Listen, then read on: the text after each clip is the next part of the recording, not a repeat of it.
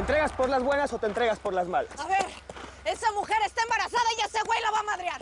Si le pasa algo, ustedes van a ser los responsables. Me imagino que tú eres el coyote de este grupo. Esta vez no me vas a atrapar.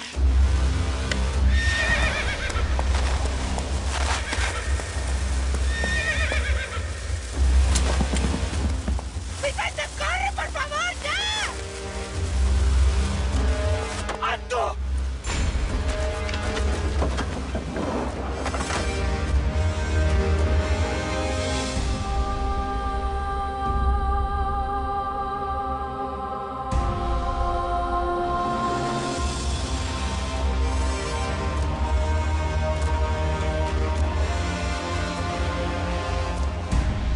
¡Yo soy hija de Edelmira Rigores y de Vicente Acero! ¡Soy tu hermana, Salvador! ¡Yo soy!